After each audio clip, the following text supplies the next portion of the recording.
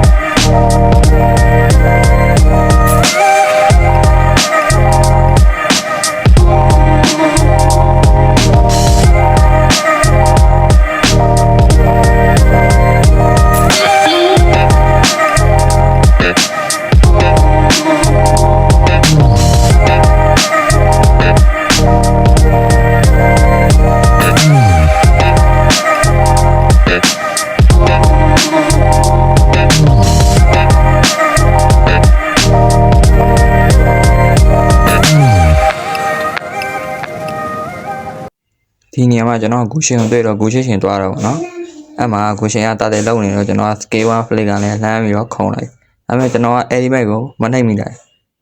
ဘာဖြစ်လို့ဆိုတော့ကျွန်တော်နာမည်ကိုပဲကြည့်တယ်အဲအကြောင်းကျွန်တော်ပြန်တည်သွားတယ်ဗောငါဒီဘက်လာတဲ့ကောင်ကစောက်ယူကြီးဖြစ်သွားအနော်ဘီဘာကောင်လေကျွန်တော်ပထွေးမုံမုံတွေးတာလည်းအုပ်လိုက်ရေးတက်သူတို့မှရှိတဲ့စပယ်ကိုတက်ကျွန်တော်လည်းမရဘူးလေအများနဲ့တယောက်ဆိုတော့လည်းလက်လျှော့ပေးလိုက်ရတော့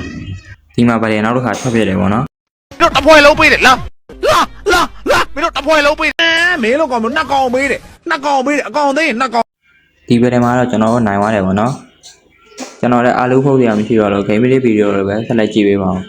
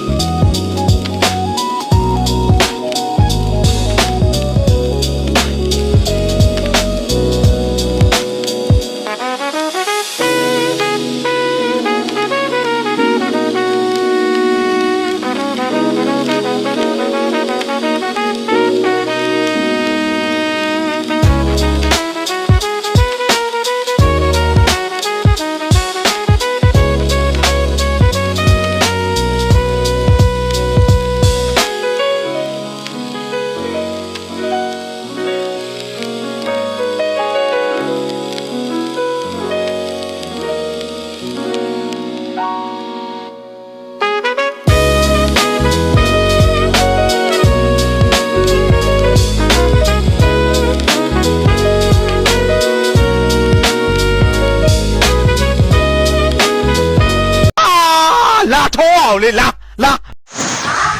ကဲနောက်ဆုံးတော့လည်းရှုံးရတာပါပဲဒီနေ့ဗီဒီယိုရတော့ဒီတော့ပါမယ်နော်အဆုံးလေးရှိပြီတဲ့ဒီတော့ကြည့်ကြရင်ကျေးဇူးတင်ပါတယ်